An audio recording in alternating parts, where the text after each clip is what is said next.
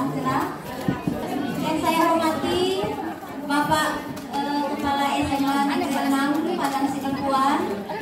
Yang saya hormati juga dan saya banggakan teman-teman saya, rekan-rekan saya, Bapak Ibu guru hebat di SMA Negeri 6 Padang Sidempuan. Karena apapun ceritanya, kita ini ternyata adalah guru-guru hebat. Ya, kita berkumpul semua di sini adalah guru-guru luar biasa.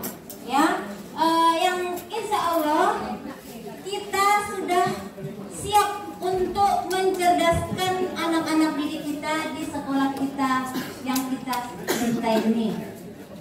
Baiklah, Bapak Ibu, saya perkenalkan diri. Boleh. Ya, saya perkenalkan diri. Saya Khairunisa Daulay CGP Angkatan 8 dari SMA Negeri 6 Kota Padang Sidempuan. Pada kesempatan ini saya berdiri sini tujuannya ada beberapa hal. Yang pertama, tentunya ini tugas saya sebagai aksi nyata untuk kita dalam rangka penyebaran pemahaman budaya positif di sekolah.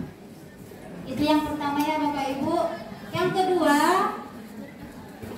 tujuan saya juga berdiri di sini adalah untuk mengajak Bapak Ibu bekerja sama dengan saya, berkolaborasi kita untuk membudayakan ataupun untuk menerapkan pemahaman kita melaksanakan budaya positif di sekolah yang sama-sama kita cintai ini. Karena budaya positif itu butuh kolaborasi dari Bapak Ibu guru hebat semuanya. Tidak bisa dilakukan kalau hanya oleh satu orang saja. Begitulah besarnya harapan saya terhadap Bapak dan Ibu guru semua yang saya cintai dan saya banggakan.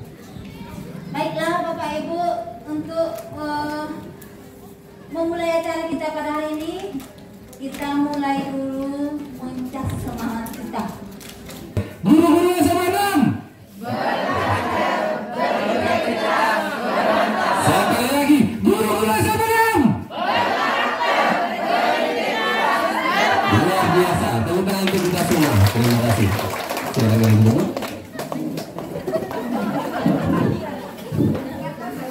Terima kasih kepada Bapak Muhendri Aichandra yang telah memimpin yel-yel kita pada pagi hari ini. Selanjutnya kita akan lanjut ke materi tentang penyebaran pemahaman budaya positif. Ya, sebelumnya boleh saya bertanya kepada Bapak Ibu, perlukah kita mengaplikasikan ataupun menerapkan dalam lingkungan sekolah kita budaya positif itu? Perlu. Coba Ibu Halimah. Perlu. Kalau perlu berarti kita sudah paham lah ya apa itu budaya positif. Apa Ibu Desra kira-kira menurut Ibu apa itu budaya positif? Contohnya saja. Akhlak mulia. Luar biasa. Tepuk tangan itu Bu Desra. Nomor 1 budaya positif tepat sekali, berakhlak mulia. Karena itu adalah salah satu profil pelajar Pancasila nomor 1. Beriman dan bertakwa kepada Tuhan Yang Maha Esa dan berakhlak mulia. Luar biasa Bapak Ibu. Ya. Di sini untuk menanamkan budaya positif ada beberapa hal yang harus kita pahami dulu Bapak Ibu. Yang pertama tentang tujuan pendidikan. Tujuan pendidikan menurut Bapak Ki Hajar Dewantara adalah menuntun segala kodrat yang ada pada anak agar mereka dapat mencapai keselamatan dan kebahagiaan yang setinggi-tingginya, baik sebagai manusia maupun sebagai anggota masyarakat. Menurut Bapak Ki Hajar Dewantara, ternyata pendidikan itu adalah menuntun. Ya, menuntun bukan menuntut.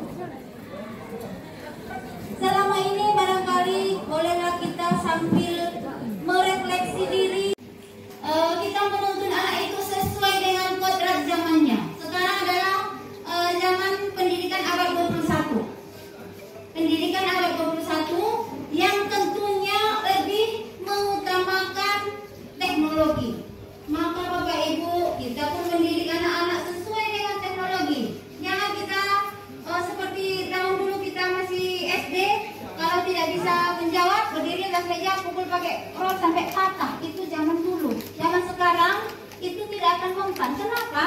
Karena itu bisa menimbulkan rasa dendam, rasa sakit hati, dan rasa benci terhadap kita sebagai pendidik. Jadi kita sesuaikan. Begitu ya Bapak Ibu.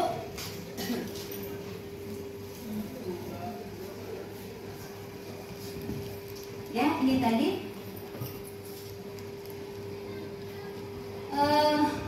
tadi sudah saya coba tadi tanya sama Ibu Desra. Ternyata budaya positif itu sudah sama-sama kita pahami sebenarnya. Saya pun di sini bukan, saya berdiri di sini ya Bapak Ibu bukan karena saya lebih hebat, lebih pintar, tidak. Kita dalam rangka berbagi, ya, dalam rangka berbagi, dalam rangka mengingatkan sesama kita dan mengingatkan diri sendiri, ya. Kita ulas kembali apa itu budaya positif. Budaya positif di sekolah yaitu nilai dan kebiasaan di sekolah yang berpihak pada murid agar mereka dapat berkembang menjadi pribadi yang kritis, penuh hormat dan bertanggung jawab sesuai dengan profil pelajar Pancasila.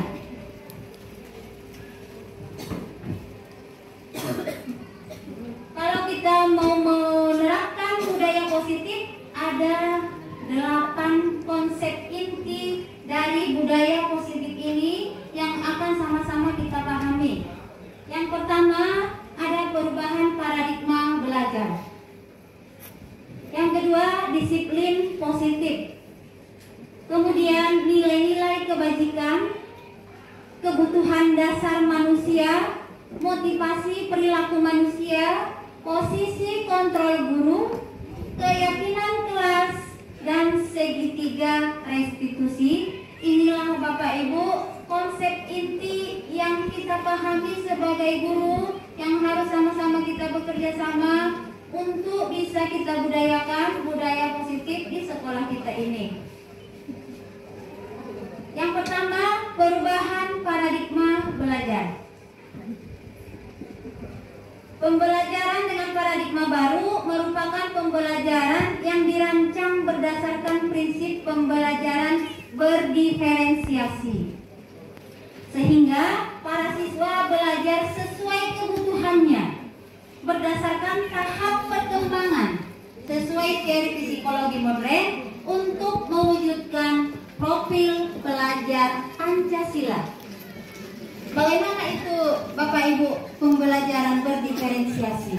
Ada anak yang pintar, ada anak yang sedang, ada anak yang IQ-nya rendah, lambat, dan ada anak yang disabilitas berkebutuhan khusus. Ya, jadi kita memberikan pembelajaran itu tidak sama untuk satu kelas, tidak kita pukul rata.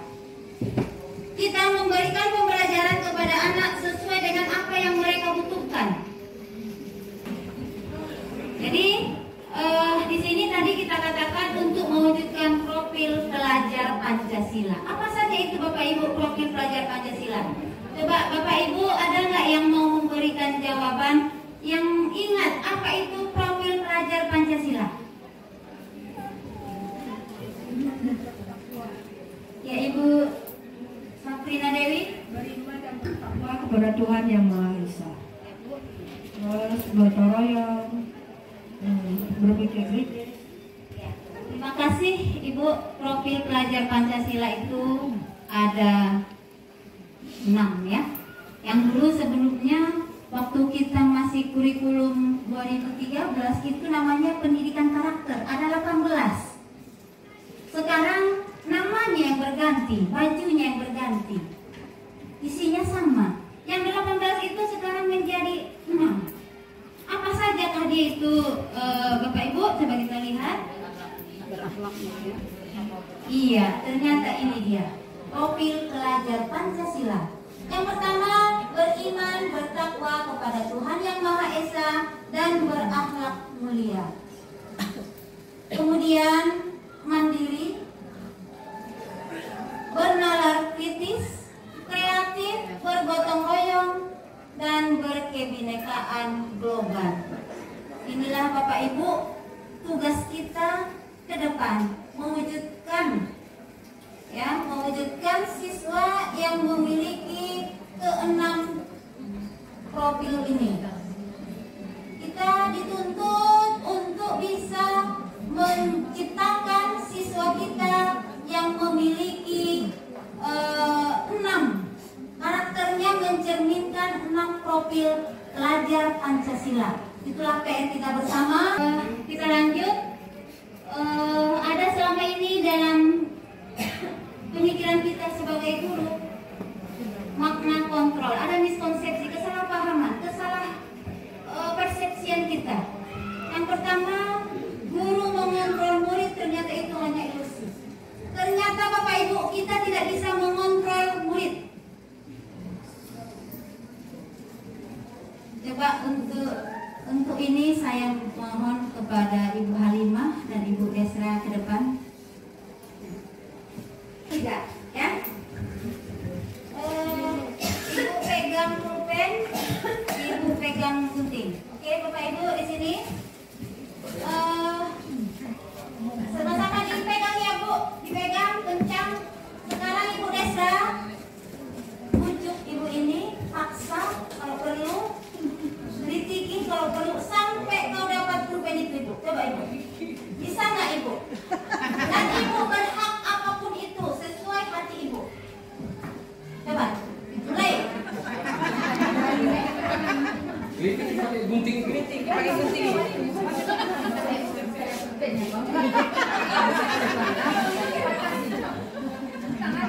Ini pulpen saya.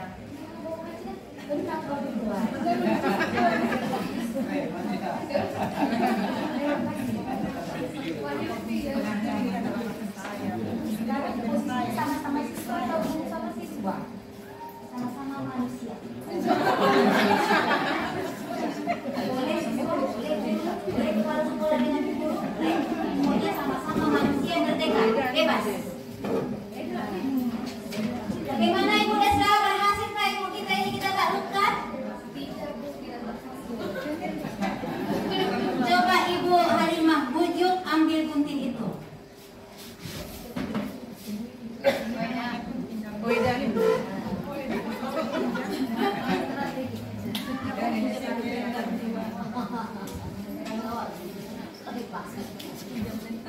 Pokoknya ada Bu, ya saya pakai dulu ya.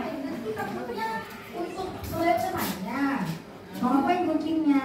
Pokoknya untuk saya lah Bu. Itu Iya. bukan saya. Mau ngapain, janganlah kayak gitu.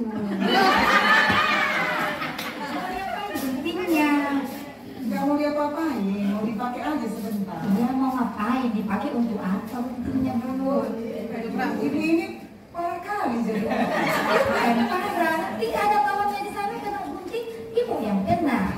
Pakai gunting siapa? Ibu Desra kamu bilang pula kayak gitu. Kasih tau nggak? Enggak, kalau guntingnya tepat nanti saya kasih.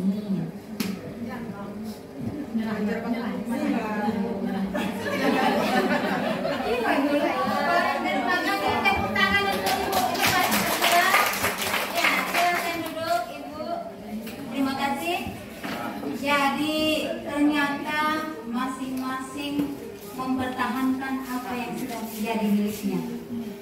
Itulah Bapak Ibu arti kontrol diri yang sebenarnya. Ternyata tidak ada yang bisa satu orang pun mengontrol diri kita kecuali kita. Seperti yang tadi, pulpen sama gunting yang dipegang oleh Ibu Desra dan Ibu Halimah, itu mereka tidak mau kasih karena itu dianggap mereka sesuatu yang berharga untuk mereka. Sehingga dengan berbagai cara, ada bujukan, ada rayuan, ada ancaman, ada paksaan.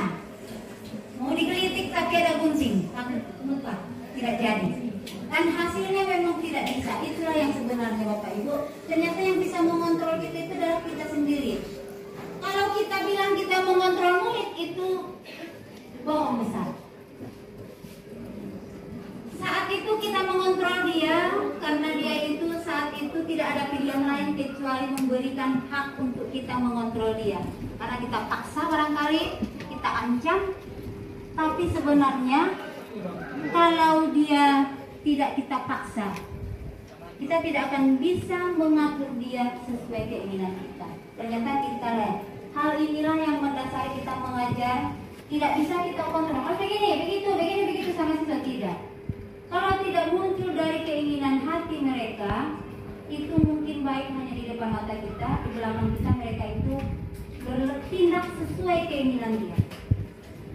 Kemudian ada juga yang mengatakan bahwa semua penguatan positif itu efektif dan bermanfaat. Ternyata itu hanya ilusi, bohong besar. Nggak ada semua penguatan positif itu efektif, bermanfaat, tidak. Ya, penguatan positif barangkali kita berikan dia penghargaan, kita berikan dia hadiah. Tujuan kita adalah untuk mengontrol dia. Kita anggap itu sudah efektif dan bermanfaat, ternyata tidak. Kalau kita kasih dia penghargaan, kita kasih dia hadiah atas prestasinya, maka dia berikutnya akan menunggu itu. Tanpa hadiah dari kita, dia akan berpikir tidak melakukan itu lagi. Jadi dia terpaku ke situ. Makanya saya juga baru tahu, ya setelah belajar Bapak Ibu, ternyata penghargaan itu adalah hukuman. Ya, saya pertama dengar itu saya masih ngotot. Saya berargumen ini itu, ternyata penghargaan itu adalah hukuman. Kenapa dikatakan dia hukuman? Yang pertama, dia itu bisa menimbulkan iri pada orang lain.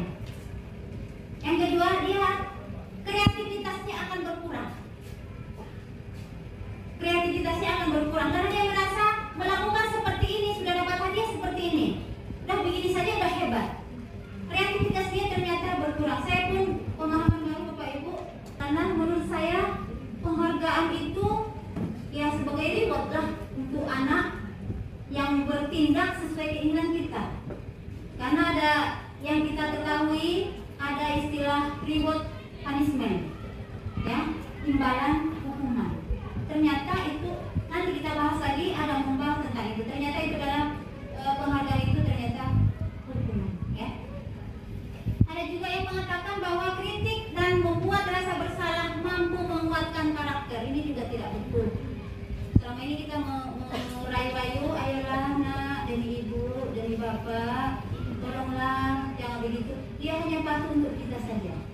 Karena kita bilang demi kita. Artinya dia muncul rasa motivasi diri dia itu secara eksternal karena pengaruh orang lain. Seharusnya kita guru memunculkan sifat internal, motivasi internal dari dalam dirinya. Tanpa kita awasi pun dia akan seperti itu. Itu yang kita harapkan Bapak Ibu. PR kita besar ke depan seperti apa? Memunculkan motivasi intrinsik atau internal pada siswa-siswa kita. Membuang motivasi eksternal sehingga tanpa kita awasi, tanpa kita suruh, tanpa ada kita di situ pun dia akan bertindak sesuai dari hatinya. Itu namanya motivasi internal. Kemudian ada juga yang mengatakan bahwa orang dewasa berhak memaksa. Kita berhak memaksa seperti yang tadi, berhak kita paksa. Mungkin berhasil kita paksa karena nggak ada pilihan lain. Tapi sebenarnya itu bukan dari dalam hatinya. Ternyata kita tidak bisa mengontrolnya. Kita lanjut. Ini selama ini kita sebagai guru menggunakan paradigma stimulus respon. Di kurikulum Merdeka ini diubah paradigmanya menjadi pendekatan teori kontrol. Apa perbedaannya? Yang pertama, kalau dulu kita sewaktu kita menggunakan paradigma stimulus respon, kita menganggap semua kebutuhan kita itu sama. Makanya di kelas kita buat KKM 75 untuk satu kelas. Siswa itu kebutuhannya sama. Kita memberikan menyusun RPP dengan metode langkah-langkah pembelajaran sama untuk semua siswa 36 orang. Karena menurut kita kebutuhan mereka itu sama, ya. Ternyata di teori ini realitas kebutuhan berbeda. Kebutuhan anak-anak ternyata Bapak Ibu berbeda, ya. Kemudian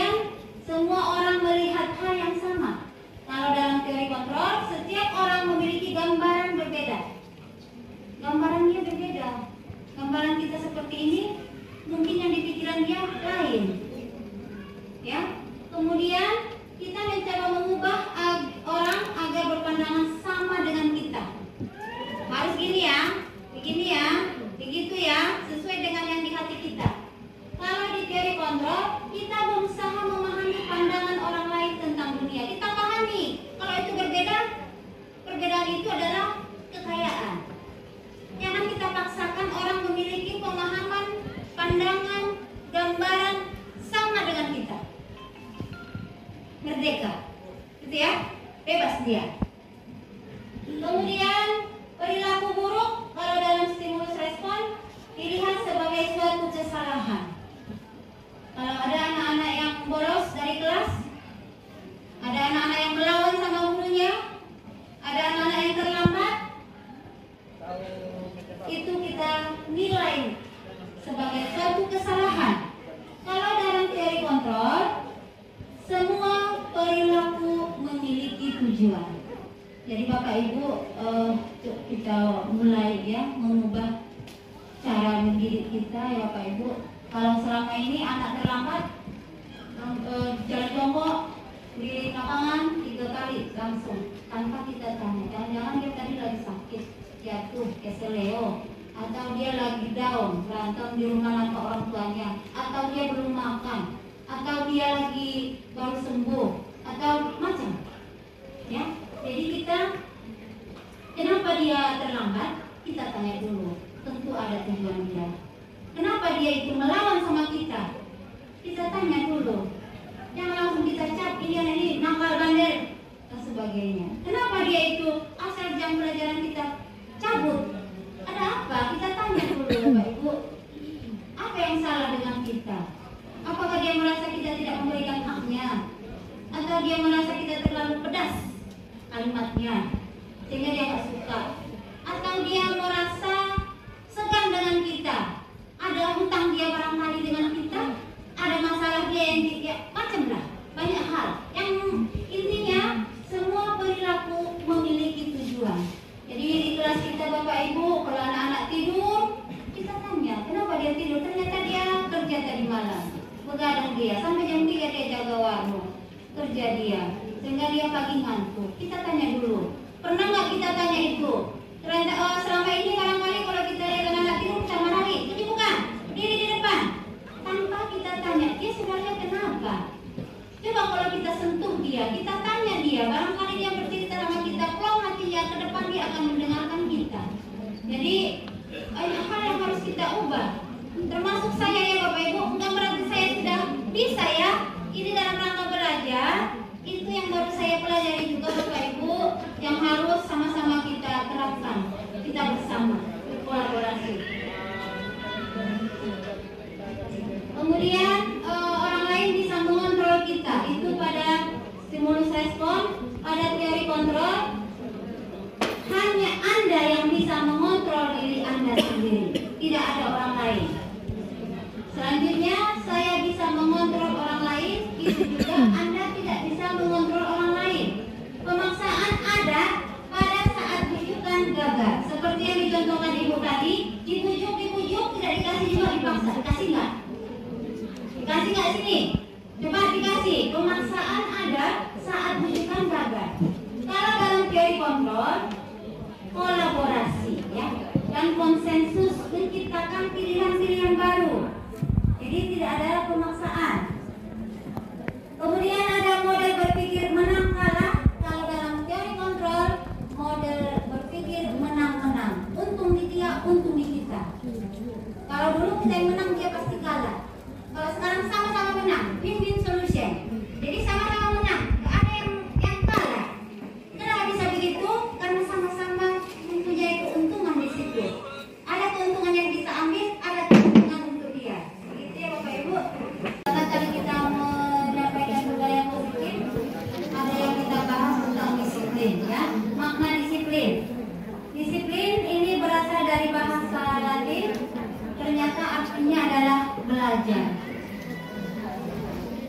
Disiplin adalah kemampuan memerintah diri sendiri dalam mengontrol dan menguasai diri untuk memilih tindakan yang mengacu pada nilai-nilai yang kita hargai dengan penuh tanggung jawab tanpa perintah orang lain. Itulah Bapak Ibu makna disiplin. Kemudian disiplin positif itu apa? Disiplin positif merupakan salah satu cara penerapan disiplin yang bertujuan untuk menumbuhkan kesadaran serta memberdayakan siswa tanpa imbalan penghargaan atau reward, ancaman atau hukuman. Itulah dia Bapak Ibu diri positif. Sehingga kita sebagai pendidik, tujuan kita adalah menciptakan siswa yang memiliki disiplin diri, sehingga mereka berperilaku mengacu kepada nilai-nilai kebajikan universal dan perubahan perilaku ke arah yang lebih baik. Sekarang di sini ada mengacu kepada nilai-nilai kebajikan universal. Apa itu kewajiban nilai-nilai kebajikan universal? Ini dia Bapak Ibu. Ada beberapa nilai-nilai kebajikan universal, nilai yang disepakati bersama, lepas dari suku bangsa, agama, bahasa maupun latar belakangnya. Ada beberapa contoh institusi atau organisasi, masuklah di sini profil pelajar Pancasila, ya. Nilai-nilai kebajikannya yang kita sebutkan tadi yang ada 6. Kemudian ada organisasi IBO Primary Years Program. Ini nilai kebajikannya toleransi, rasa hormat, integritas, mandiri, menghargai, antusias, empati, keingintahuan, kreativitas, kerjasama, percaya diri dan komitmen. Di sini saya sebenarnya ada banyak ya institusi atau organisasi yang memiliki nilai-nilai kebajikan. Cuma di sini saya hanya ambil 3 contohnya. Bisa kita baca literatur tentang apa saja yang termasuk nilai-nilai kebajikan. Itu kita lanjut tentang kebutuhan dasar manusia. Ya, ini poin inti yang keempat dari budaya positif. Kita harus memahami kebutuhan dasar manusia. Seluruh tindakan manusia memiliki tujuan tertentu. Semua yang kita lakukan adalah usaha terbaik kita untuk mendapatkan apa yang kita inginkan. Jadi kebutuhan dasar manusia itu ada 5. Yang pertama, kebutuhan untuk bertahan hidup, survival, ya. Kebutuhan bertahan hidup. Ada makanan, pakaian, tempat tinggal, keamanan, kesehatan. Kemudian ada kebutuhan kasih sayang dan rasa diterima, kebutuhan penguasaan, kebebasan, kesenangan. Jadi siswa ataupun kita akan berusaha memenuhi kebutuhan kita. Kalau kebutuhan kita tidak bisa kita penuhi secara positif, dengan cara positif, bisa jadi kita melakukan hal yang negatif untuk memenuhi kebutuhan itu. Jadi sebagai contoh, ada seorang anak yang di kelas waktu belajar suka mengganggu kawannya, bikin keributan, gara-gara ya masalahnya dia suka mencuri makanan kawannya.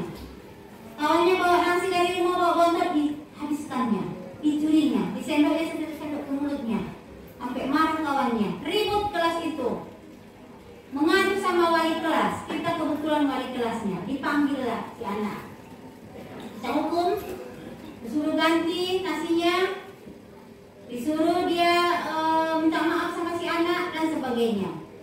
Bapak Ibu, sebaiknya kita harus pahami dia melakukan itu karena tadi kita katakan kebutuhan dasar itu akan kita penuhi sesuai dengan apa yang kita inginkan. Semua usaha kita itu adalah dalam rangka memenuhi kebutuhan. Si anak mencuri nasi ke temannya, berarti dia juga dalam rangka memenuhi kebutuhannya. Kebutuhan apa yang ada dia? Coba kita tanya, jangan-jangan dia belum sarapan, jangan-jangan dia dari tadi malam belum makan, dari kemarin belum makan, sehingga dia kelaparan. Karena kebutuhan itu akan bisa kita upayakan terpenuhi secara positif, tapi ternyata tidak bisa, kita bisa bertindak secara negatif. Asal kebutuhan kita terpenuhi. Coba kita tanya, ternyata dia misalkan belum makan, apakah sanggup kita menghukum dia? Dia sudah kelaparan, kita hukum, suruh denda dan sebagainya. Jadi harus kita pahami semua yang dia lakukan, baik negatif maupun positif, dalam rangka memenuhi kebutuhan.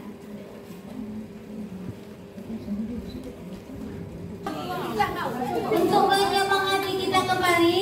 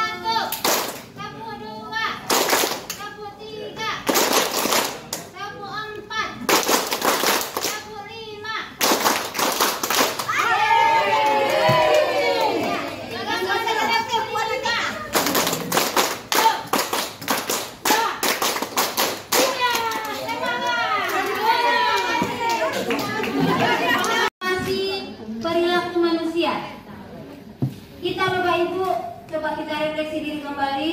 Motivasi perilaku kita itu yang mana? Ada untuk menghindari ketidaknyamanan atau hukuman. Kita datang ke sekolah supaya kita tidak dimarahi Pak Kepala Sekolah,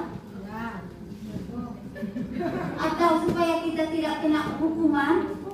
Itu berarti motivasi yang pertama. Ada motivasi orang itu untuk mendapatkan imbalan atau penghargaan. Yang ketiga, ada orang itu motivasinya untuk menjadi orang yang mereka inginkan dengan menghargai diri sendiri, dengan nilai-nilai yang mereka percaya. Kita kasih contoh. Ada seorang ibu guru A, misalnya ya, dia datang ke sekolah setiap hari tepat waktu supaya tidak kena tegur Pak Kepala Sekolah. Hanya supaya tidak kena tegur Pak Kepala Sekolah, supaya tidak kena hukum. Berarti motivasi dia untuk melakukan pekerjaan itu masih motivasi ekstrinsik dari luar, bukan dari hatinya, karena takut kena marahi, takut kena pecat dan sebagainya. Yang kedua, ibu guru tadi datang ke sekolah tidak dimarahi oleh Bapak Kepala Sekolah dan juga diucap sebagai guru yang teladan, supaya siswanya melihat dia sebagai guru yang teladan. Datang tepat waktu ke sekolah supaya dicap Bapak Kepala Sekolah dia guru yang rajin. Hanya sebatas itu. Kalau Bapak Kepala Sekolah nggak hadir, dia nggak hadir. Kalau dia tahu Bapak itu berhalangan, dia tidak akan hadir ke sekolah, bahkan terlambat, bahkan ya seperti itulah. Ya, berarti itu motivasi dia masih ekstrinsik. Tetapi ibu guru A tadi, ada atau tidak ada Bapak Kepala Sekolah di sekolah, dia tetap datang tepat waktu, mengikuti semua kegiatan tanpa mengharapkan pujian sebagai guru berprestasi dari Bapak Kepala Sekolah, dari guru lain dan dari murid-murid, tapi dia datang sesuai dengan keyakinan dia dari hatinya. Karena ini memang tanggung jawab saya, tugas saya.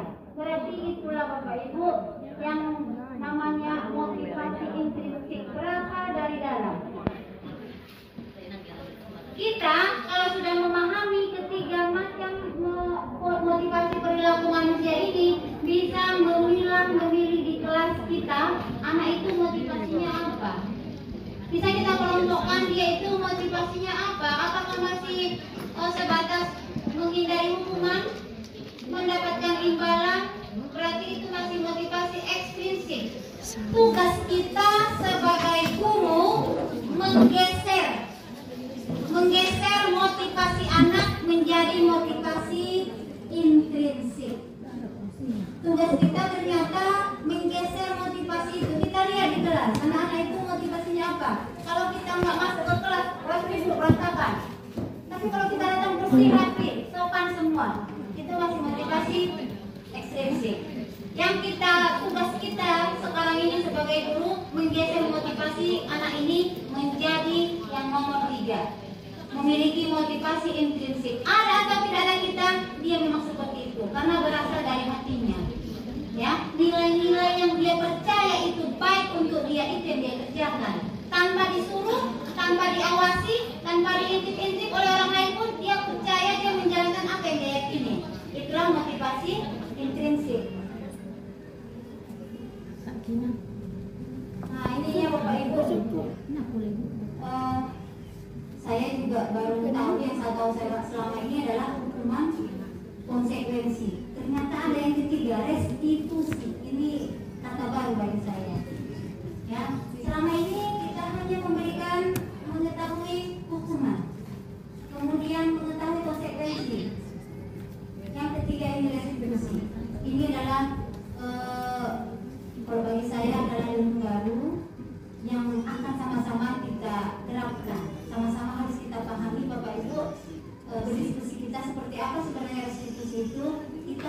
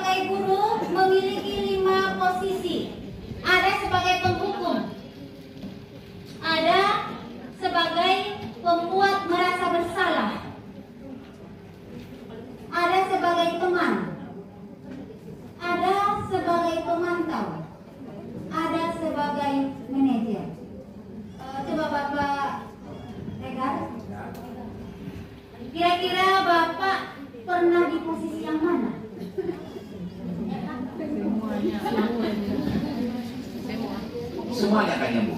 Luar biasa, tepuk tangan. Iya, Bapak Ibu, terkadang sesuai kondisi kita memosisikan diri kita sebagai posisi penghukum. Terkadang kita sebagai pembuat merasa bersalah. Terkadang kombinasi dari keduanya. Dan terkadang kita sebagai pemantau. Memantau dari luar, kira-kira siapa yang bersalah, siapa yang melanggar peraturan, hanya memantau. Kalau dia melanggar peraturan, ikuti konsekuensinya, sanksinya laksanakan. Itu sebagai pemantau. Ada yang sebagai teman. Ayolah, nak, kok terlambat lagi? Demi ibu, ayo, demi ibu, tangkap betul ibu. Itu sebagai teman ya Bapak Ibu. Dia itu posisi kita posisikan sebagai teman. Ternyata Bapak Ibu, posisi yang paling bagus itu adalah sebagai manajer. Ya. Untuk lebih jelas kita tonton video ya.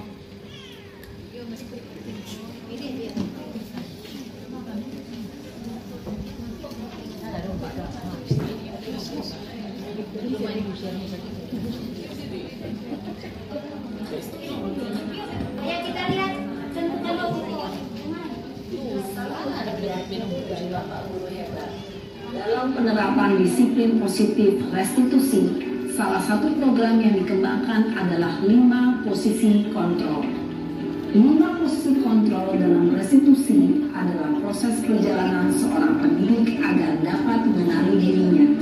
Pada video kali ini, kita akan membahas tentang 5 posisi kontrol yang dikembangkan oleh Diane Dawson dan contoh penerapannya.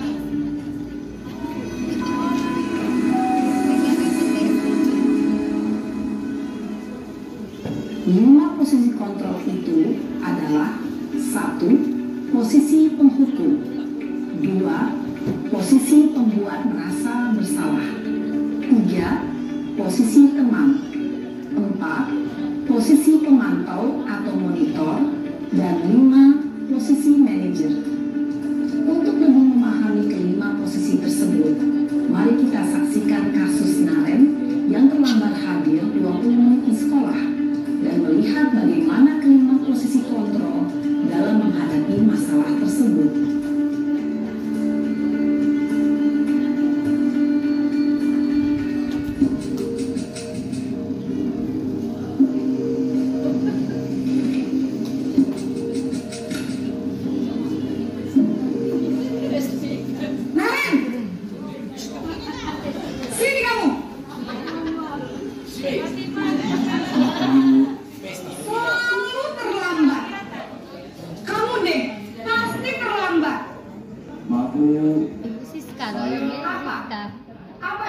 Posisi penghukum ya Bapak Ibu. lagi?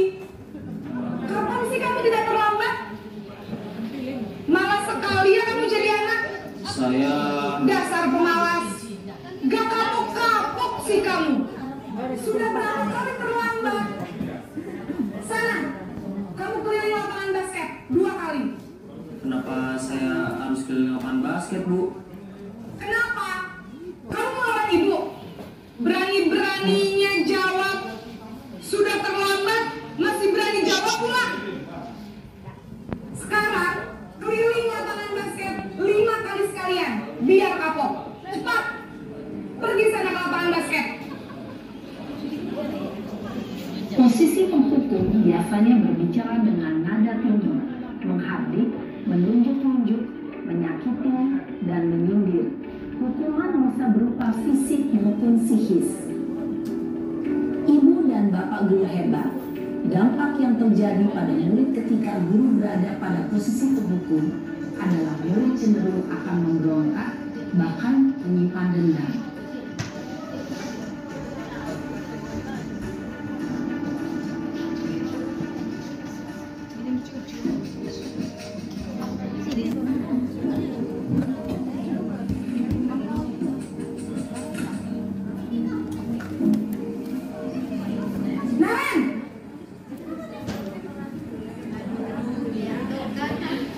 Selamat pagi, Bu. Naren, kamu kenapa terlambat lagi?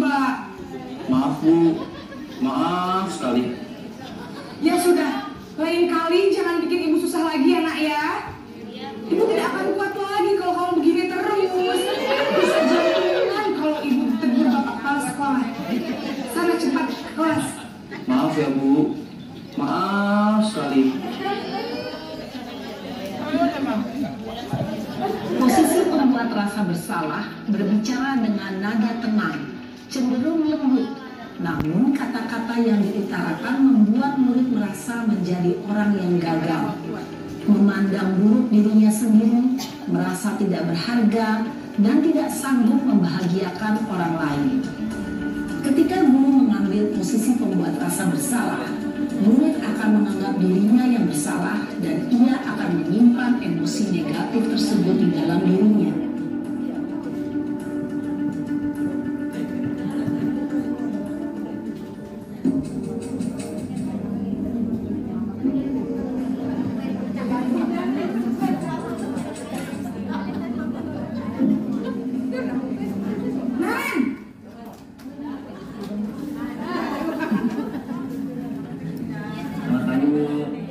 Wah, sudah jam berapa ini, Nak? Terlambat lagi ya, sayang. Habis ibu saya lupa bangunkan saya, Bu. Kamu malah menyalahkan ibu kamu. Kamu bukannya anak yang larinya paling kencang. Kok terlambat sih? Iya, Bu. Saya memang terlambat bangun tadi.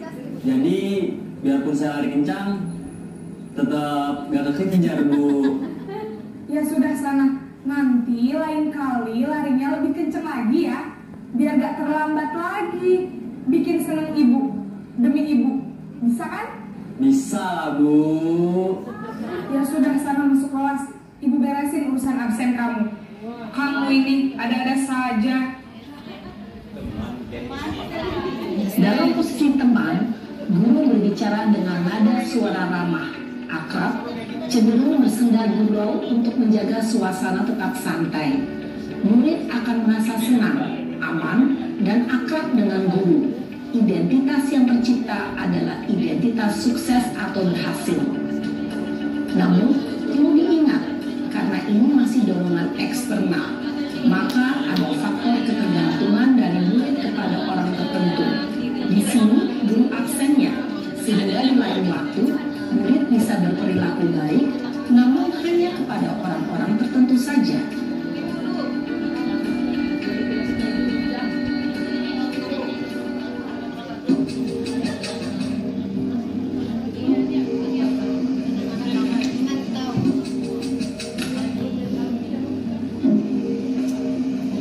Naren!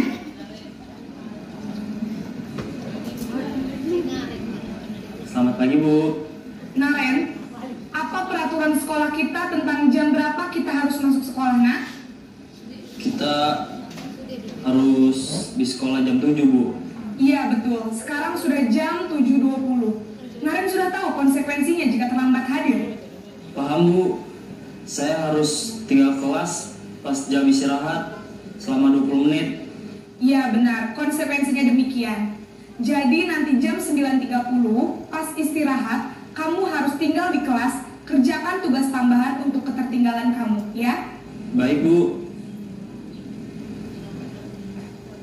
Posisi pemantau mengandalkan penghitungan atau data untuk mengontrol murid. Guru mengarahkan murid berdasarkan peraturan dan konsekuensi. Seorang pemantau menunjukkan bahasa tubuh dan ekspresi wajah yang datar dan cenderung formal.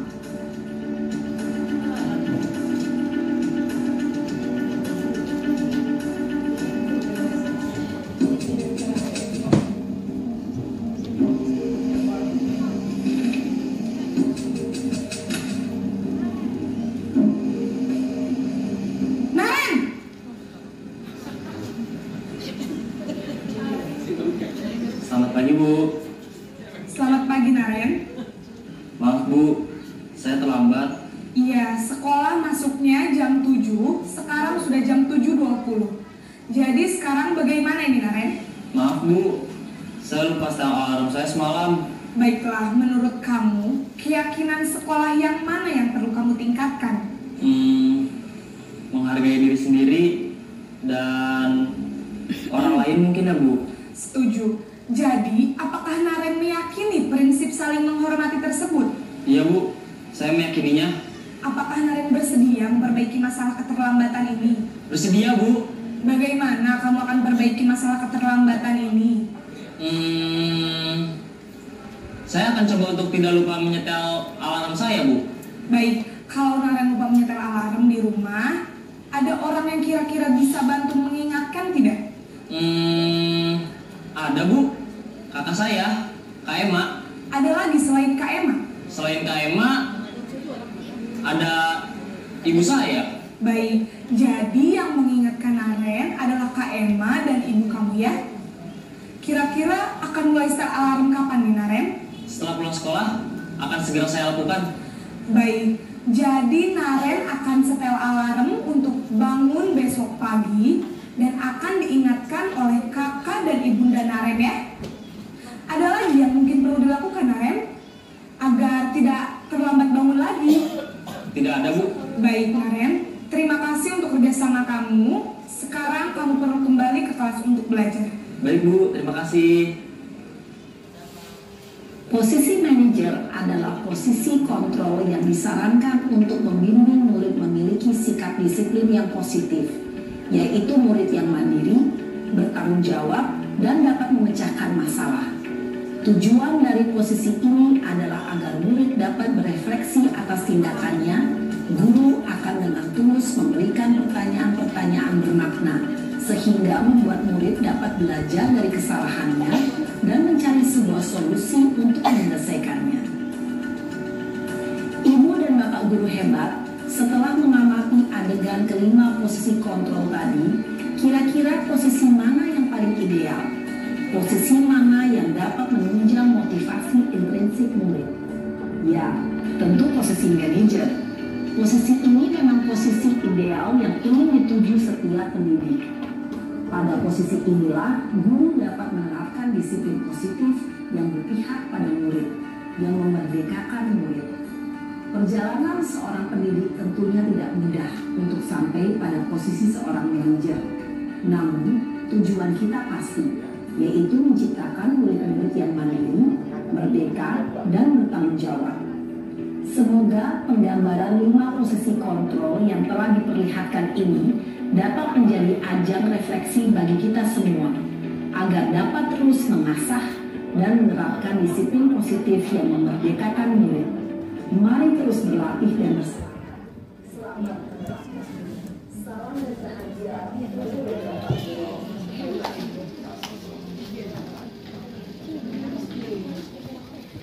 Sekarang Bapak Ibu tadi sudah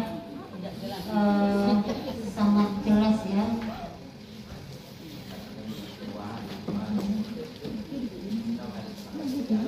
Oke, nah sekarang kita berlatih dulu ya Bapak Ibu.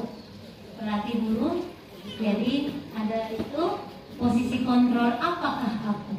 Dari video tadi saya kecewa sekali dengan kamu. Nah, coba Bapak Ibu tuliskan di sini jawabnya, ditempel di sana.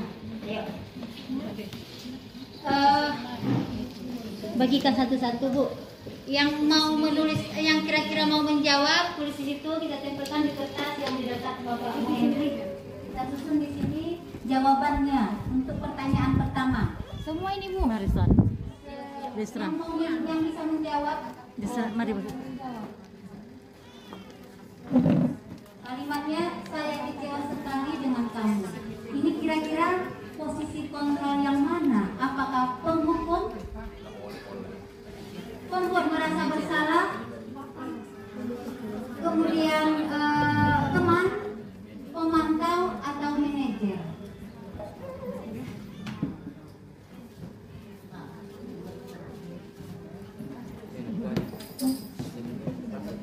Ya, bagi Bapak Ibu yang sudah menulis jawabnya silakan ditempelkan ke depan.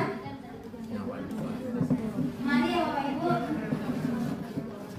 Sini, silakan tempelkan langsung, itu bisa ditempel.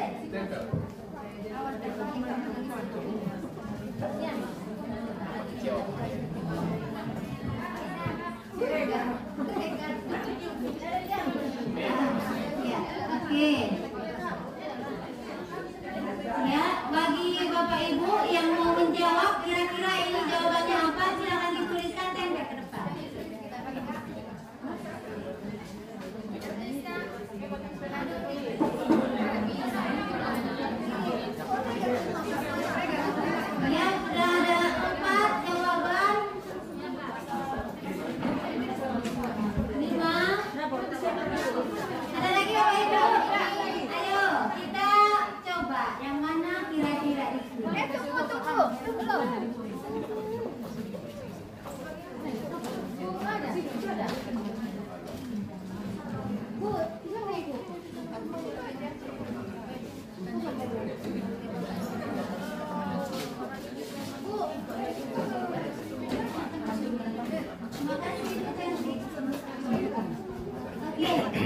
Sekarang kita coba lihat ya Bapak Ibu hasil jawaban kita.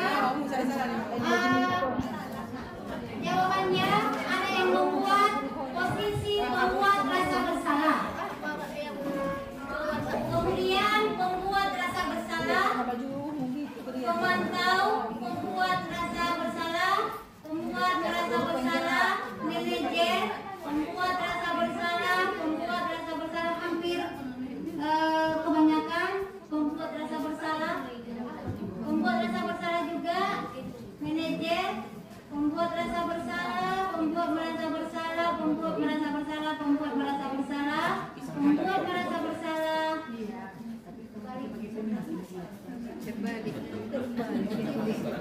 Ya, dan membuat merasa bersalah. Tepuk tangan untuk kita semua.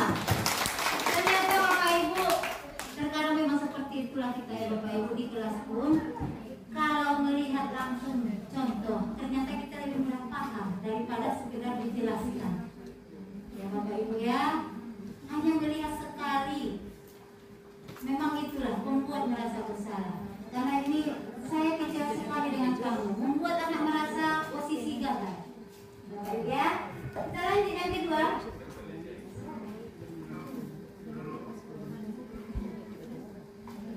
Ini masih ada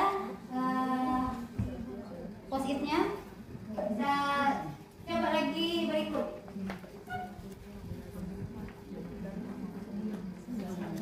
Kamu tidak pernah benar melakukannya. Kamu tidak pernah benar melakukannya. Ini kalimat yang biasa dilakukan oleh posisi yang mana? Saya kira menurut Bapak Ibu.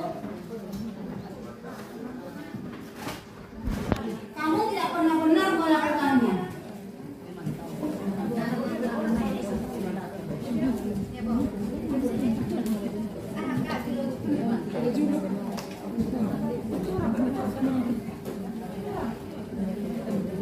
Ya Ibu, 10 orang pertama saja. Karena masih ada beberapa lagi.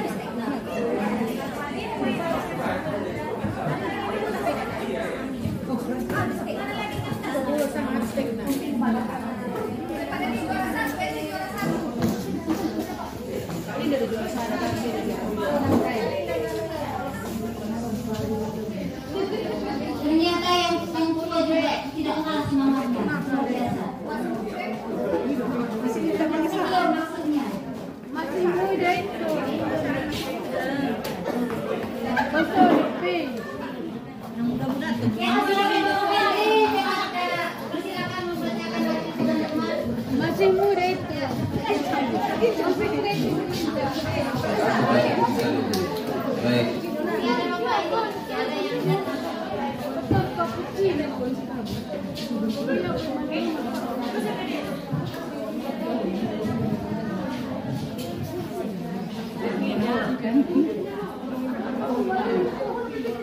Iya, ada lagi Bapak Ibu.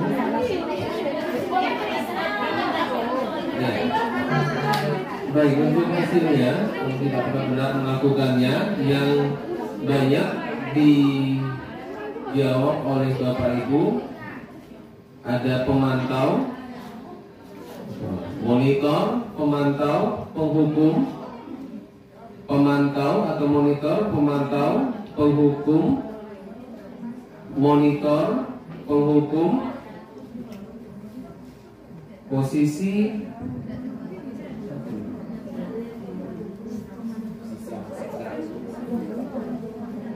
pemantau, dan penghukum. Yang paling banyak itu adalah pemantau. terima kasih. Tepuk tangan untuk kita semua. Posisi pemantau. Kalau ini berikutnya tidak usah ditempel lagi karena sudah cerdas semuanya.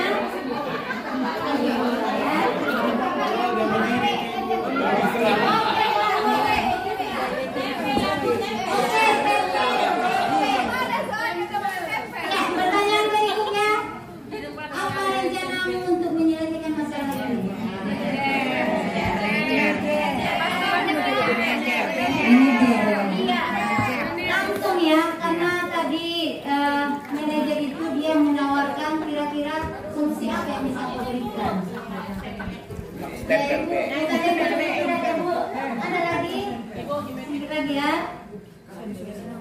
Kalau yang ini Bapak Ibu, ayolah lakukan demi Bapak, lakukan demi Ibu. Ya, ini sebagai teman.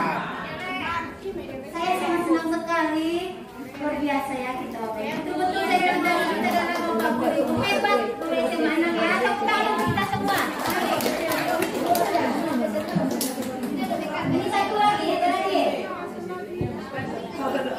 Kamu tidak pernah mendapat nilai jika tidak pernah mengerjakan tugas. Ya, jadi Bapak Ibu luar biasa sekali kita pada pagi menjelang siang ini. Marilah kita memposisikan diri kita seperti yang diharapkan oleh kurikulum kita sebagai manajer. Kita kasih anak-anak kesempatan memberikan solusi atas permasalahannya. Ya, materi kita berikutnya ini saya rasa materi yang cukup penting untuk kita. Keyakinan kelas. Ini materi baru bagi saya. Sejak saya sekolah SD, SMP dan seterusnya, yang saya tahu peraturan kelas. Baru ini saya tahu ada keyakinan kelas. Kenapa tidak? Mengapa keyakinan kelas? Mengapa bukan peraturan kelas? Ya, jadi Bapak Ibu, kalau dia keyakinan kelas, pertama kita ketahui kalau peraturan kelas itu biasanya kita buat di kelas peraturan, tidak boleh begini, tidak boleh begitu, kita tempel di situ sebagai peraturan kelas kita. Tapi kalau keyakinan kelas, kita gali dari anak-anak apa yang mereka yakini. Jadi kembali ke materi yang di awal tadi, motivasi perilaku manusia. Jadi kita geser dia. Kalau kita buat peraturan, tidak boleh terlambat, tidak boleh tidak mengerjakan PR, tidak boleh tidak pikir dan sebagainya. Itu dari kita datangnya. Jadi itu motivasi eksternal. Sekarang digeser menjadi keyakinan kelas. Kita geser dia ke motivasi internal atau intrinsik. Ditanya keyakinannya itu apa? Jadi yang menjadi keyakinan kelas itu adalah nilai-nilai kebajikan. Tadi kan ada beberapa nilai kebajikan. Boleh kita pakai, ada untuk nilai kebajikan dari profil pelajar Pancasila dan keterampilan hidup dan sebagainya. Ada beberapa nilai-nilai kebajikan. Boleh kita pilih salah satu. Mari Bapak Ibu wali kelas terutama kita mulai di kelas kita membuat keyakinan kelas. Kita tempel di situ. Jadi kalau anak-anak bermasalah, kita bisa menggiring mereka untuk masuk nanti ke materi berikut segitiga restitusi. Sehingga dia itu kita keluarkan dari permasalahan dia. Kita tempel di kelas kita. Kalau kita memproses dia, kita tanya keyakinan kelas mana yang dia langgar, yang sudah kita sepakati. Dalam hal ini keyakinan kelas ini disusun bersama, disepakati bersama. Bagaimana cara menyepakati bersama? Bapak Ibu, tadi kita sudah praktekkan. Tadi saya sengaja menyuruh Bapak Ibu menempel-nempel ke depan. Nanti kita di kelas menyusun keyakinan kelas seperti itu kita buat. Coba semua buat keyakinan peraturan apa, nilai apa yang perlu di kelas kita. Tulis, tempel di depan. Baru kita simpulkan. Kita rangkumlah. Kalau ada pendapat yang sama, misalkan kalimatnya nggak usah panjang-panjang, pendek saja. Saling menghormati. Dan keyakinan kelas ini tidak boleh bersifat negatif. Contoh, dilarang buang sampah, dilarang negatif. Kita ganti, buanglah sampah pada tempatnya. Jadi kalau keyakinan kelas bersifat positif dia, mengajak, bukan melarang, bukan negatif. Jadi Bapak Ibu sudah kita lakukan tadi. Coba kita bergerak Bapak Ibu dari kelas-kelas kita buat susun keyakinan kelas. Kita cari, kalau kita ada yang tidak tahu atau kurang lihat tadi apa saja contoh-contoh nilai-nilai kebajikan, boleh kita bagi nanti, ya. Kita tanya di kelas itu, kita bagi satu-satu. Ini murah loh Bapak Ibu, banyak, langsung ditempel. Kalau nggak ada kertas itu ke papan tulis, tidak merusak papan tulis, cabut lagi bisa. Nah, dan jangan lupa didokumentasikan. Setelah itu kita buat cantik, kita tempel keyakinan kelas 12-nya 1. Contoh ya Bapak Ibu ya. Jadi kita buat di situ. Jadi kalau dia melanggar peraturan, ada dasar kita memproses dia. Nah, mari kita buat caranya, sudah kita laksanakan. Tidak perlu saya ajari, Bapak Ibu sudah berbuat tadi.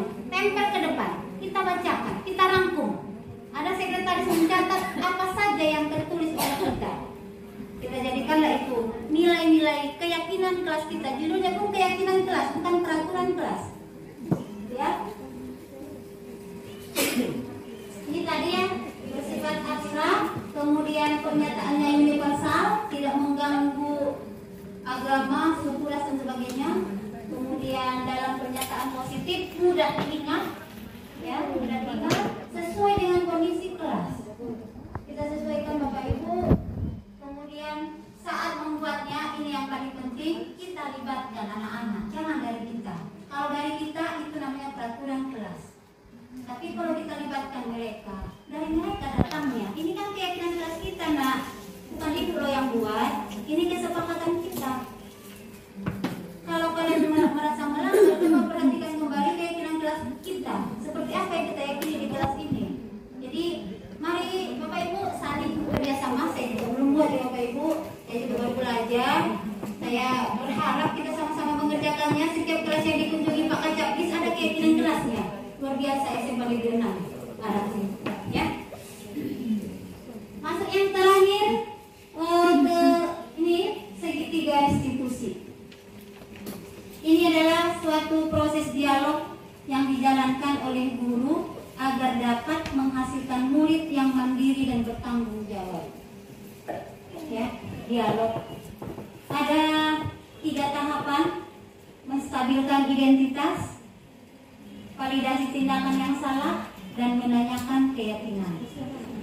Lebih tepatnya, sebenarnya ada penjelasan tapi ada video. Kita tonton di situ seperti apa dia. Yang mana yang menstabilkan identitas, yang mana yang memvalidasi tindakan yang salah, kemudian yang mana yang menanyakan keyakinan. Menanyakan keyakinan artinya keyakinan kelas yang mana yang dilanggar. Ya tadi kan yang berposisi sebagai manajer, kamu tahu keyakinan kelas mana yang sudah kamu langgar, kan seperti itu ya. Tidak menghormati orang lain dan sebagainya. Kita lihat video apanya.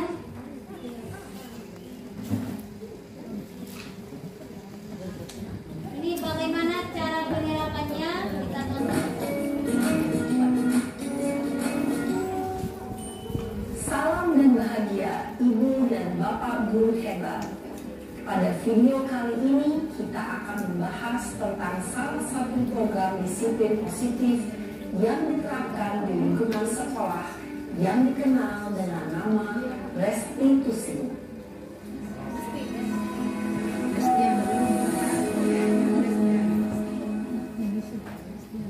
Restitusi dikembangkan oleh pakar pendidikan Diane Gosling berlandaskan pada teori kontrol Dr. William Glaser.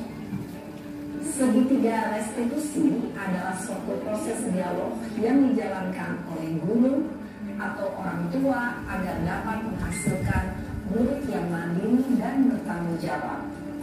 Pada saat guru di posisi manajer, aspek yang dikembangkan pada murid adalah motivasi intrinsik, sehingga penanaman nilai-nilai kebajikan dapat tumbuh dan berkembang menjadi suatu kebiasaan positif yang akhirnya membentuk karakter murid. Proses dialog ini terdiri dari 3 langkah yang digambarkan pada ketiga sisi pada segitiga restitusi. Sisi pertama adalah menstabilkan identitas. Sisi yang kedua adalah validasi tindakan yang salah. Dan sisi yang ketiga adalah menanyakan keyakinan.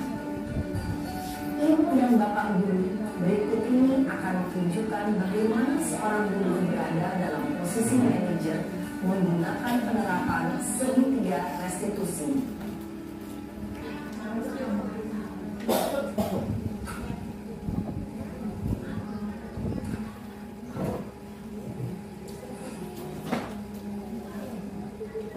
Siang Sarah.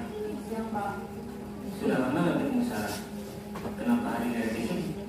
Kesel Pak, kesel banget. Masa aku dikatain Pak Pina Pak? Ya aku marah lah. Aku dari dikatain Eka saya di depan kelas. Kesel banget. Oh begitu. Ya pasti kamu marah dan kesal. Bapak juga akan marah apabila ada yang menunggu Bapak seperti itu. Kemudian pada saat itu kamu mau melakukan apa? Ya saya langsung matain Eka lah Pak. Kesel banget. Saya bentak-bentak dia depan teman-teman lain. Oh begitu. Pasti kamu melakukan seperti itu karena suatu alasan tertentu kan? Iyalah, masa saya diam saja Pak? Ya saya bela diri lah. Masa saya dituduh tukang fitnah? Ya wajar lah. Mempertahankan harga diri itu sesuatu yang penting buat kamu. Untung kamu tidak bertindak lebih gegabah lagi. Hanya membentak-bentak. Iya Pak. Untung saya masih bersabar dan hanya membentak saja. Sudah gemes Pak Rehal, saya pasti bela diri lah. Ya pasti ya. Tapi kamu memilih untuk tetap bertahan dan bersabar. Kamu memilih untuk tidak berbuat lebih parah lagi kan? Iya. Nah, sekarang coba kita lihat lagi tindakan kamu yang bentak-bentak Eka di kelas. Tindakan kamu itu kira-kira sesuai dengan keyakinan kelas atau prinsip kamu tidak? Enggak lah Pak. Capek Pak jadi pemarah. Jadi keyakinan atau prinsip mana yang kurang sesuai dengan keinginan kamu? Ya, saya sebenarnya sangat menghargai orang lain. Mungkin saat itu saya menjadi emosi, jadi tidak menunjukkan sikap itu. Kamu meyakini tidak menghargai orang lain itu penting buat kamu? Yakin lah Pak. Iya, setuju. Kita harus saling menghargai. Namun ada juga keyakinan yang kita sepakati yang perlu kita jalankan apabila kita sedang marah, bukan? Ya, saya bisa lebih proaktif, mulai dengan diri sendiri. Saya bisa jadi lebih bersabar, mengambil waktu jeda untuk berpikir mau apa selanjutnya. Kira-kira kamu bersedia memperbaiki masalah ini tidak? Bersedia Pak. Kalau kamu memperbaiki masalah ini, kamu akan menjadi orang seperti apa? Saya akan menjadi orang yang bertanggung jawab kali ya Pak. Dan senantiasa proaktif. Iya, menurut kamu bagaimana rasanya menjadi orang seperti itu? Ya nyaman lah, bangga bisa bersabar dan tahan diri. Baiklah kalau begitu. Yuk kita pikirkan bagaimana memperbaiki masalah ini.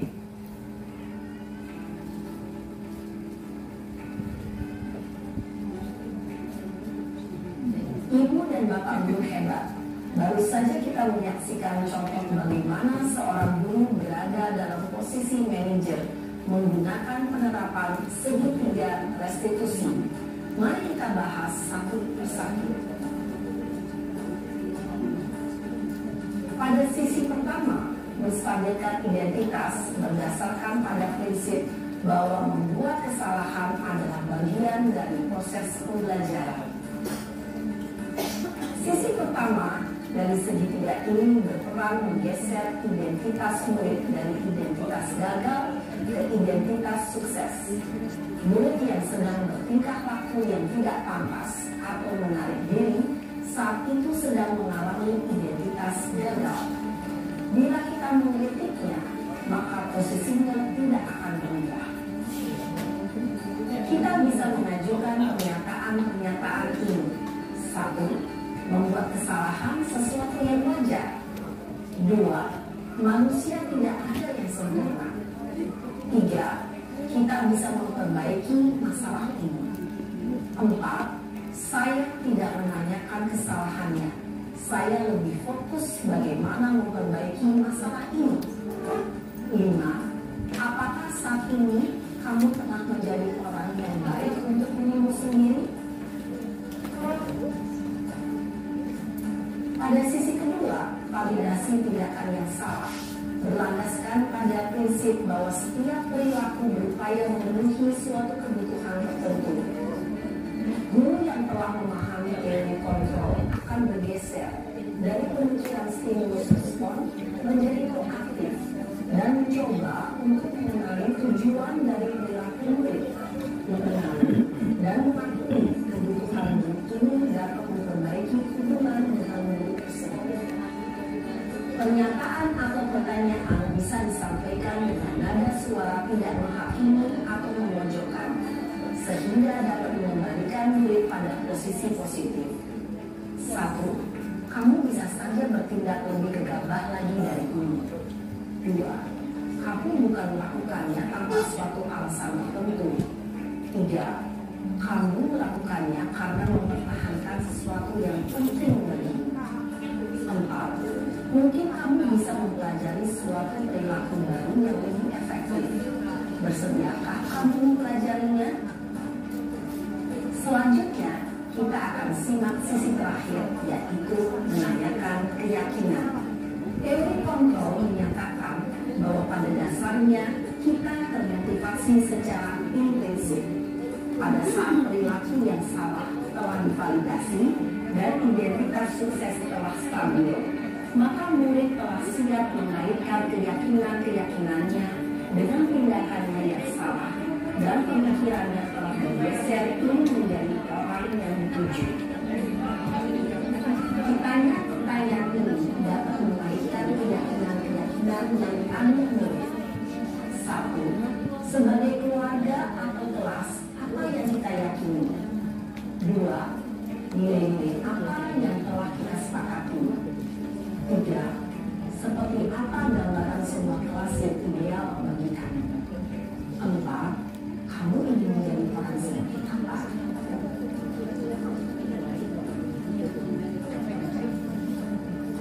Dalam menerapkan segitiga restitusi, perlu memperhatikan beberapa hal, yaitu 1. Perilaku yang salah perlu dikaitkan dengan nilai-nilai atau keyakinan-keyakinan yang telah disepakati atau dituju. 2. Kesediaan orang yang melakukan kesalahan untuk memperbaiki masalah. 3. Pemecahan masalah sebisa mungkin relevan atau memiliki hubungan dengan masalah yang ada. 4. Usaha perlu adanya suatu usaha perbaikan dari pihak yang berbuat kesalahan. 5. Waktu perlu didedikasikan waktu dari pihak yang berbuat kesalahan. Tanyakan kapan akan mulai diberlakukan usaha untuk memperbaiki masalah. Dengan memahami siklus penerapan segitiga restitusi, diharapkan guru dapat menerapkan posisinya sebagai manajer dengan mengajukan pertanyaan-pertanyaan bermakna yang dapat membuat murid menjadi lebih percaya diri, bertanggung jawab, dan mandiri. Nah, ibu bapak guru perlu tidaknya mengikuti ketiga tahapan dalam segitiga restitusi bergantung pada ringan beratnya suatu permasalahan.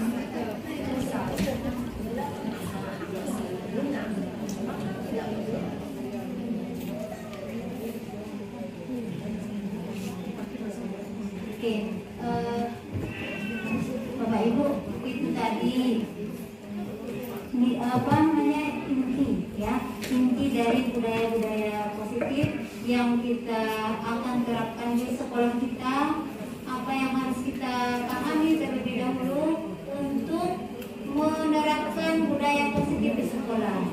Mudah-mudahan dengan acara ini bagi Bapak Ibu yang senior barangkali ini sudah lebih dulu tahu dari saya baru tahu seperti ini, dan juga bagi rekan-rekan semuanya yang ada di sini, marilah kita memulai dengan semangat baru semuanya. Kita munculkan dan kita mulai perubahan itu dari ruang-ruang kelas kita masing-masing. Yang mudah-mudahan apabila kita terapkan di kelas kita masing-masing akan membuat di sekolah kita ini sekolah yang sudah membudayakan budaya positif Bapak Ibu semuanya, sehingga apa yang diceritakan oleh tujuan pendidikan kita mewujudkan murid yang berkarakter profil pelajar Pancasila dapat terwujud. Dalam penerapan program disiplin positif, hendaknya guru memiliki standar kepribadian profesional dan sosial yang baik, di mana guru mampu merefleksi dirinya dalam posisi kontrol saat ini. Bagaimana perjalanan dirinya sebagai among atau manajer yang menuntun murid-muridnya menjadi insan yang mandiri, merdeka, dan bertanggung jawab. Begitu ya Bapak Ibu ya. Terima kasih untuk hari ini, sesi ini.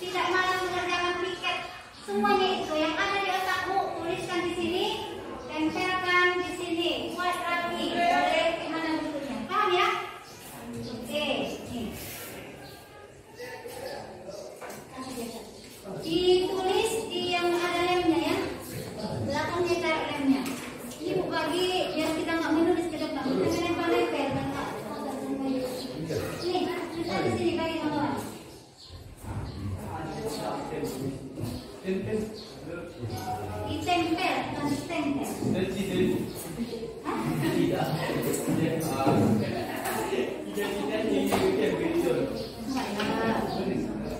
Peraturan lah, Mang, peraturan. Yang sudah menulis boleh tempel cepat. Beda-beda menurutmu. Menurutmu apa tempel?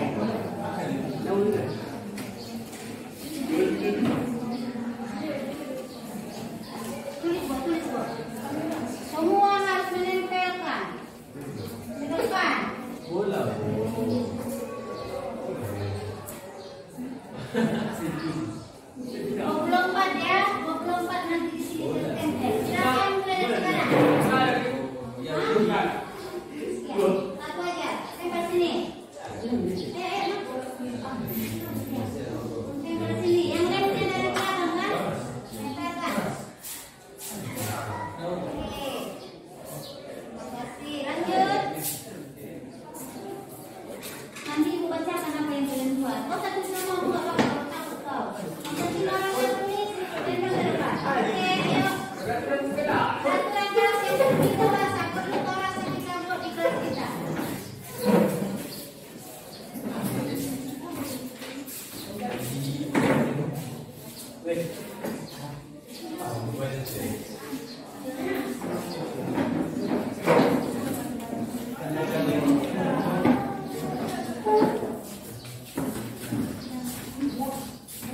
Taruh ke bawah nih kan belum bawah.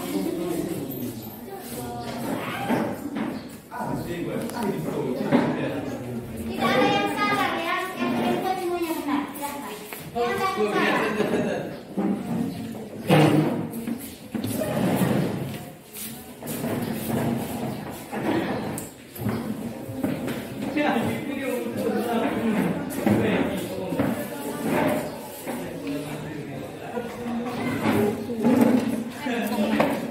Nana putar apa? Nih, yang pakai lemnya dari belakang. Oke, belum ada apa ya?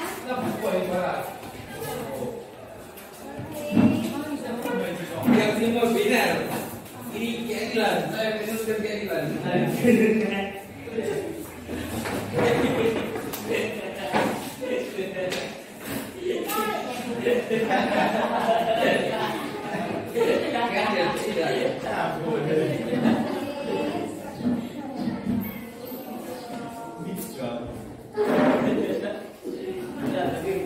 Ya, satu lagi ya.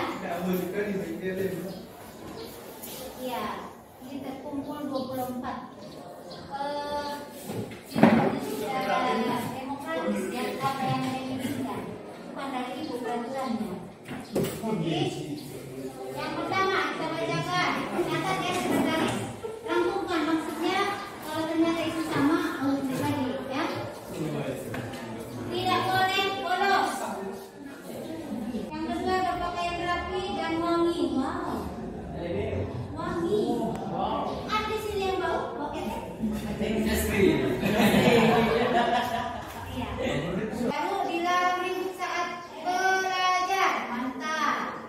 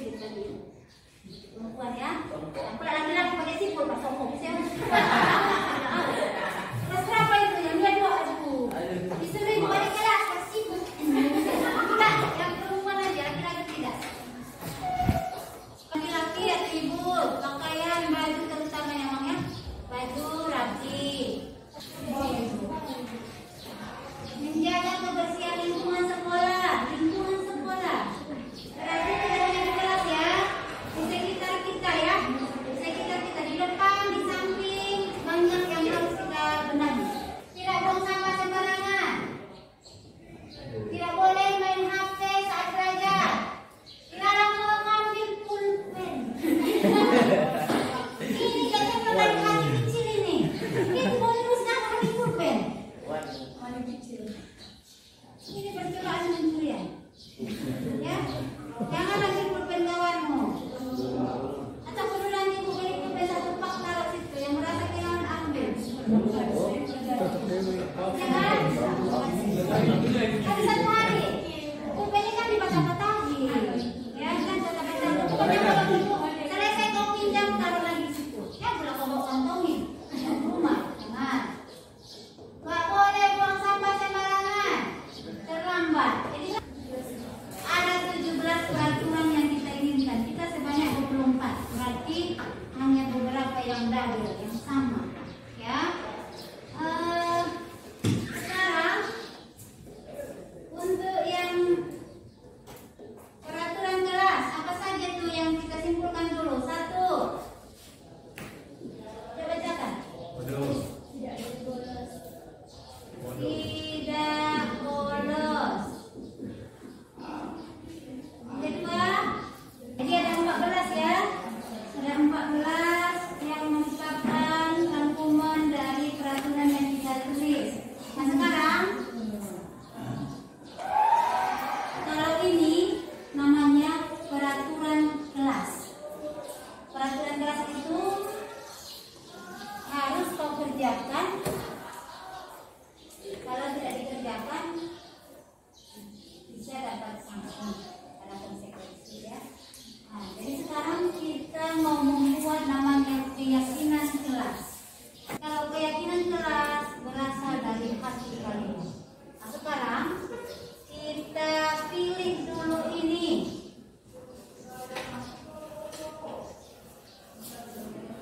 Semua ini mau kita buat biar nanti kita tempel nanti di situ. Peraturan kelas ini ya kita ubah dia menjadi namanya keyakinan kelas. Kalau keyakinan kelas, keyakinan kalian yakin. Keyakinan itu berarti saya percaya itu yang paling bagus. Begitu yang seharusnya. Ada atau tidak ada ibu di sini yang meneguh, ada atau tidak kawan yang mengintaimu, kau akan melaksanakannya. Itulah namanya keyakinan kelas. Kalau peraturan kelas barangkali, kalau kau ketahuan sama ibu, kau ketahuan sama temanmu, kau akan melanggarnya. Kalau kau ketahuan kan gitu. Tapi kalau kau dari hatimu memang ini kayaknya betul-betul harus dikerjakan di kelas kita. Kau yakini itu adalah satu hal yang baik untuk kelas kita, untuk dirimu sendiri. Ada atau tidak ada yang mengawasimu, ada atau tidak ada yang menyuruhmu, kau akan melakukan itu. Paham maksud ibu? Paham ya? Nah sekarang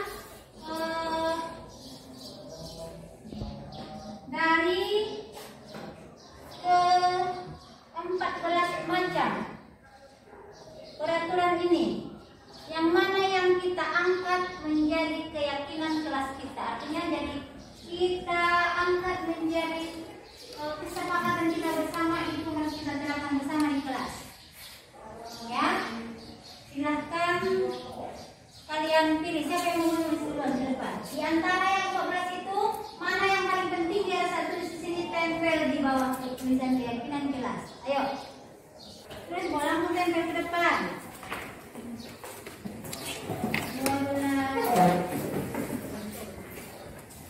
14 ya. Mau saya contek-contekan mana yang kira rasanya paling penting? Tempel. Di antara yang 14 pilih. Jangan tambahin lagi dari 14 ini ya. Yang mau terangkan.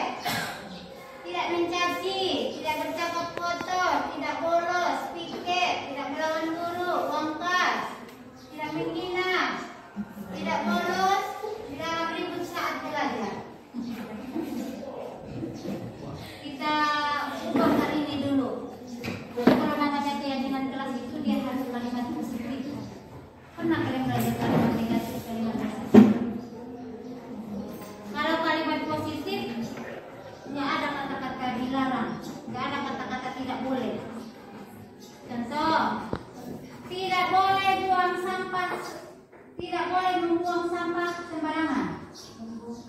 Tahu? Dilarang membuang sampah sembarangan. Kita ubah lagi menjadi kalimat positif. Buanglah sampah pada tempatnya. Jadi kalimat perintah. Gitu deh ya, kalimat perintah. Tidak ada kata-kata tidak. Sekarang kita tentukan apa saja itu. Yang pertama,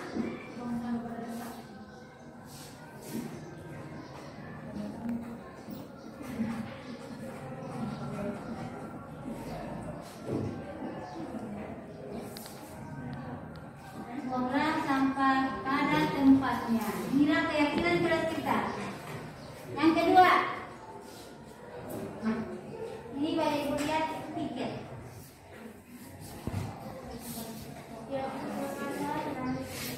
Anak-anak macam lagi ya? Dan laki-laki.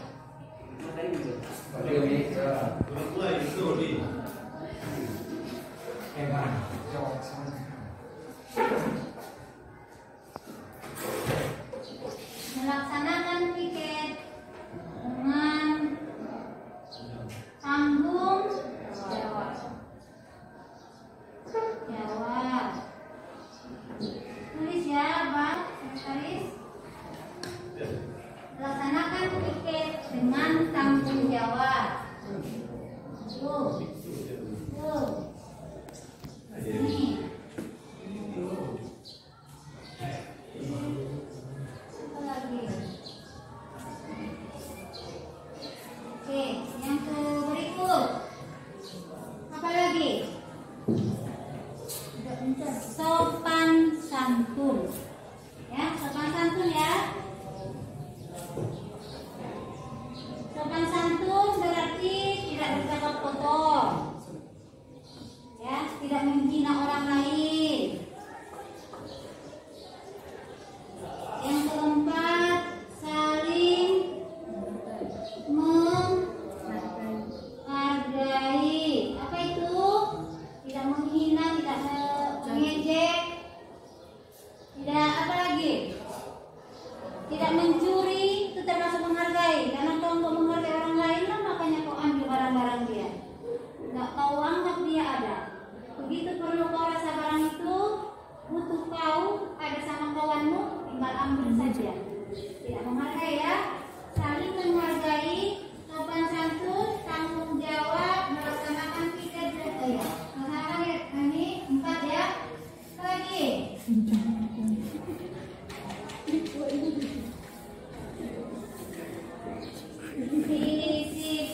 Disiplin ini masuk berpakaian rapi, tidak bolos, tidak melawan guru. Melawan guru itu berarti tidak menghargai. Jadi bisa kita simpulkan yang 5 ini ya. 5 inilah keyakinan kelas kita. Coba dulu baca apa? Kahrizal Hukum.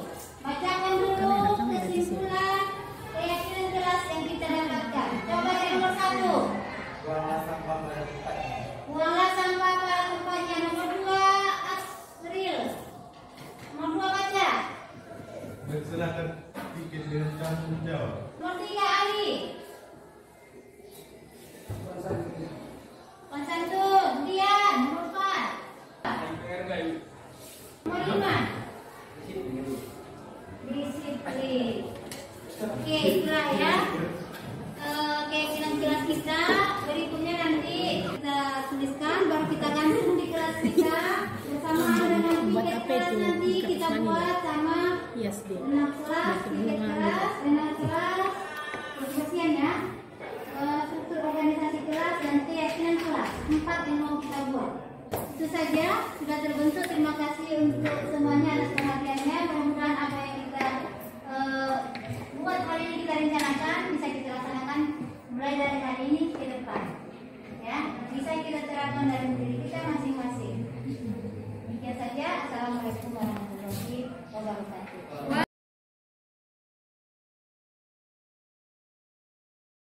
Assalamualaikum warahmatullahi wabarakatuh. Perkenalkan, nama saya Afnita Oktavi Harahap dari kelas 12-nya 2. Assalamualaikum warahmatullahi wabarakatuh. Perkenalkan, nama saya Alfia dari kelas 12-nya 2. Assalamualaikum warahmatullahi wabarakatuh. Perkenalkan, nama saya Wintau Hasanah Harahap dari kelas 12-nya 2.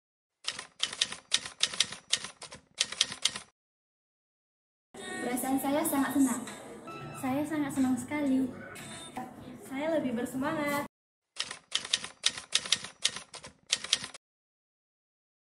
Penting dong. Iya, penting. Sangat penting.